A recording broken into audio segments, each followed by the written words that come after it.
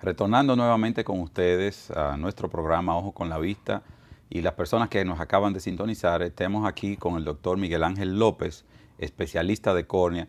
Doctor López, cuéntenos cuáles son los estudios especializados para estudiar, valga la redundancia, la córnea.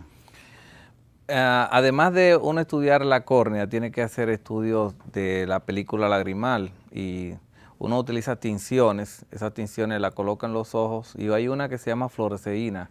Por eso los pacientes van al consultorio, ¿qué me puso, doctor? Y es una sustancia verde, pero eso es para ver si hay algún defecto. Ahorita hablamos de cuando hay una erosión corneal, en ese caso en la córnea podemos ver dónde fue la erosión, si fue central, inferior, superior, y se ve cómo se tiñe completamente de verde. También si hay un cuerpo extraño y uno no lo puede visualizar, que puede estar en la conjuntiva superior o inferior, esa sustancia o con ese colorante que se utiliza una luz de cobalto, con esa luz, con la lámpara de hendidura, uno puede visualizar entonces los cambios que ocurren directamente en el ojo.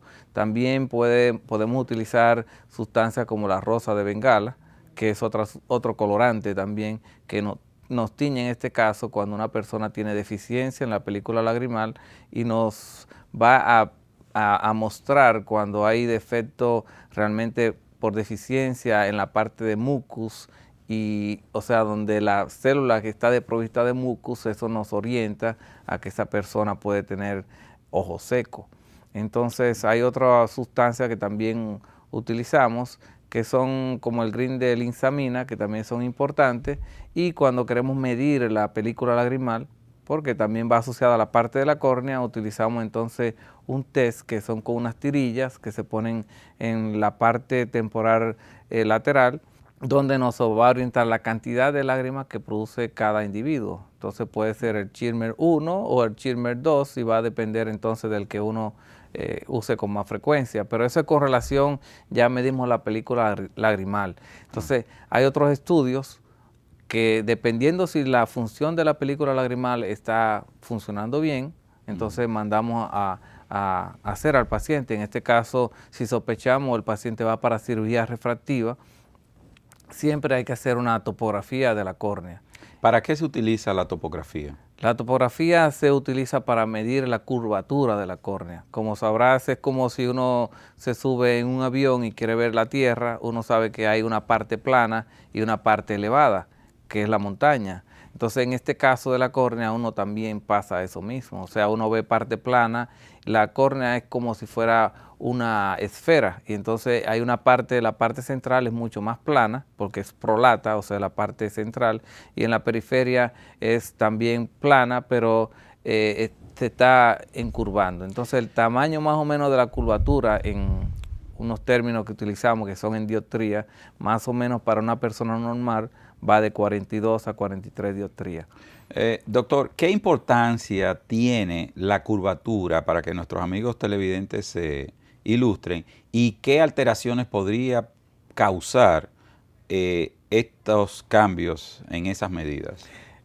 Ahí es lo importante, porque unos cambios en la curvatura, eso es lo que la persona, o sea, lo que se señala como si fuera que tú tuvieras astigmatismo. Es la diferencia que hay entre una parte de la córnea. Por ejemplo, en la parte aquí podemos observar, o sea, podemos tener la curvatura aquí central que sea 42, pero en la periferia puede ser que sea 45, entonces ya hay una diferencia más o menos de 2 o 3 dioptrías, y cuando hay alteración en la curvatura es lo que nos va a desarrollar el astigmatismo. Recuerden que la miopía no es más que se produce por el tamaño del ojo. Entonces, la hipermetropía es la otra condición que va a disminuir la visión, y es porque el ojo es mucho más pequeño. Y hago esta asociación con esto para que entendamos que la córnea juega un papel muy importante, porque si hay una afección en la parte de la curvatura, entonces la luz no se enfoca en la parte de la retina y en la mácula específicamente, y entonces se va a ver distorsionados los objetos. Okay. Cuando usted menciona astigmatismo, ¿esto está siempre sujeto a lo que sería la córnea, doctor? Realmente no está sujeto 100%, porque también, como sabes, el cristalino juega otra parte muy importante en la parte de la refracción, y cuando hay ya cambios en el grosor o el tamaño del cristalino, también eso va a producir distorsión y que no haya un buen enfoque, porque lo que se busca es que haya un enfoque completo. O sea, es una conjunción el ojo tiene un tamaño aproximadamente de 23 milímetros, y para que una persona pueda ver normal, tiene que tener una buena curvatura corneal y un buen tamaño del ojo. Si hay cambio en ese ojo, entonces ya el paciente no va a poder ver. Pero volviendo a la parte de la topografía de la córnea, además de mostrarnos lo que se llama la curvatura, también nos puede dar dónde está el grosor corneal. El grosor corneal, aunque existe un instrumento específicamente para eso, pero en este caso la topografía de la córnea, y la que utilizamos es el Pentacam, nos muestra realmente el grosor de la córnea, que va a ser otra parte importante para poder decir si una persona es apto para cirugía refractiva o no. Porque si una persona tiene curvaturas que pasan de 47 dioptrías, porque es muy curva, y tiene también un grosor corneal que llega más o menos a 480 de grosor, no son candidatos para cirugía refractiva con el láser, porque pueden ser candidatos para cirugía ya si se va a utilizar un lente de colágeno dentro de la córnea, o pueden utilizarse otras técnicas como que son básicamente anillos intracorneales, o se puede utilizar crosslinking, otras técnicas que pueden, pero con el láser no son candidatos para eso, porque si se utiliza el láser se pueden desarrollar ectasias de córnea. Y recordando que cuando se hace la cirugía de láser, lo que se hace es una disminución de la córnea. O sea, si la córnea mide 530 como el tamaño normal, lo que hacemos es que la reducimos, póngale, depende de la dioptría que tenga el paciente, tiene -2, le podemos reducir, para poner un ejemplo, 40 micras, y eso va a hacer que la persona pueda visualizar y pueda ver mejor. ¿El láser lo que hace es un tallado sobre la córnea? El láser lo que hace es eso mismo, pero reduce el grosor corneal. O sea, un tallado perfecto. Para que nuestros amigos entiendan, cuando usted habla de láser y un tallado, o sea, las dioptrías o la cantidad de miopía que tengan los espejuelos de estos pacientes, modificando esa curvatura y el grosor corneal, es lo que va alterando el poder de enfoque de la córnea, y estos pacientes terminan sin usar relativamente espejuelos. Correctamente. Ok. Doctor López, ¿qué otros estudios especializados se requieren para estudiar la córnea antes de cualquier toma de decisión quirúrgica? Estamos hablando de cirugía refractiva, y la topografía es muy importante, pero si se va a hacer cirugía de catarata y el paciente tiene astigmatismo, y sabemos que hay lentes que ya se utilizan para corregir el astigmatismo también, pero se introducen dentro del ojo cuando el paciente tiene catarata, se hace un estudio que se llama la microscopía especular. Y la microscopía especular está orientada en decirnos la cantidad de células endoteliales o la capa más profunda, como hablamos al principio, que tiene la persona, y eso es lo que va realmente a hacer que casi en su totalidad que esa córnea sea transparente. Y recordando que cuando se hace la técnica que utilizamos para la cirugía de catarata, que puede ser extracapsular, que no la usamos con tanta frecuencia, sino que usamos más la facomulsificación, depende del tiempo que se pueda durar, o depende también del daño que tenga la persona, pues siempre se produce una reducción de las células endoteliales, que puede variar de un paciente a otro, porque siempre va a depender de la resistencia de cada individuo, y también del láser que de la facomulsificación que se le aplique.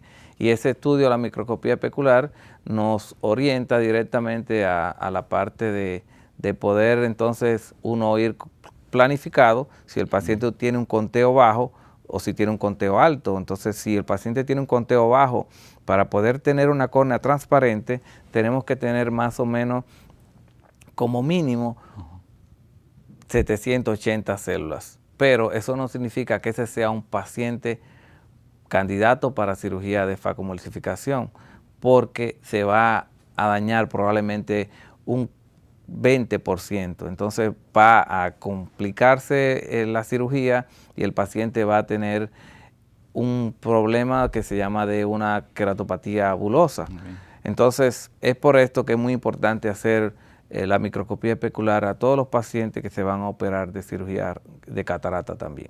Usted había mencionado en el primer segmento de que estas células no se regeneraban.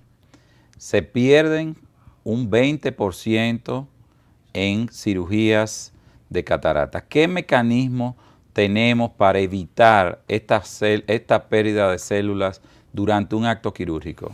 Cuando ya evaluamos al paciente y tenemos previamente definido que hay un bajo conteo celular, entonces utilizamos una sustancia que se llaman viscoelásticos, que están compuestos de ácido hialurónico, que viene lo toman del cartílago de tiburón, y el condroitin sulfato, que son sustancias que nos van a proteger, son similares a protegernos realmente y evitar el daño directamente de esas células endoteliales. Con relación a las cataratas, hay que evaluar, es importante la dureza del cristalino para estos actos quirúrgicos y proteger esas células que ha mencionado. Sí, eso es súper importante, o sea, y entonces cuando estamos haciendo la cirugía, el tiempo que hacemos para en cada momento que nos paramos, volvemos a inyectar la sustancia para que cada vez haya mejor protección directamente de esas células endoteliales y el daño sea mucho menor. Pero todo eso es un asunto, una planificación que tenemos que tener, y es como dije ahorita también, o sea, la microscopía especular es un método de diagnóstico para poder obtener buenos resultados quirúrgicos. Doctor, poniendo uno de los peores escenarios donde tenemos un paciente con pocas células endoteliales, como usted menciona, una catarata de una dureza amplia y un acto quirúrgico con cierto grado de dificultad. Se pierden estas células. ¿Qué va a pasar de ahí en adelante en la salud visual de estos pacientes y qué opciones tendríamos para manejar estas complicaciones? Cuando ocurre ese caso que la córnea ya se ha llenado de líquido, hay sustancias que uno tiene que utilizar inmediatamente para tratar de que la cantidad de células que estén disponibles en el paciente puedan ayudarse a funcionar. Y entonces hay sustancias como cloruro de sodio y otras como glicerina que se utilizan dependiendo cada hora o cada 6 veces al día. Y uno tiene un tiempo, un límite donde dice ya las células no van a funcionar más. Y entonces las medidas que tenemos ya son quirúrgicas. Okay. ¿Qué empieza a ocurrir en ese ojo donde esas células ya no están funcionando? La córnea comienza a llenarse de líquido, comienzan a producirse entonces dolor en el paciente porque se forman microquistes, bulas, y eso, como esas bulas van a afectar directamente la parte de inervación de la córnea, va a producir un dolor inmenso, y entonces hay que manejar rápidamente con lente de contacto y en muchos casos ya estar pensando básicamente en hacer la cirugía de córnea. Y hay 2 métodos ahora mismo que se pueden utilizar, y una de ellas es un trasplante completo, o sea, un trasplante donde se hace total, donde todas las capas de la córnea se pueden trasplantar, y la segunda parte es ahora el trasplante endotelial pero lamelar, o sea, donde se coloca realmente la parte del endotelio que está afectado y el paciente se queda directamente con todo lo que se llama su córnea anterior, y solamente la parte más profunda es la que se trasplanta con muy buenos resultados, y los efectos realmente de recuperación visual, al no alterar tanto la anatomía de la córnea, entonces el astigmatismo que se produce es mucho menor. Ok. Una pregunta, doctor. Ya nuestros pacientes, el paciente ejemplo que pusimos fue operado por un trasplante de esa naturaleza que usted ha mencionado. ¿Cuál es el manejo que debe de llevar este paciente en esos casos? El manejo directamente del trasplante de córnea, lo más importante en un trasplante es la educación.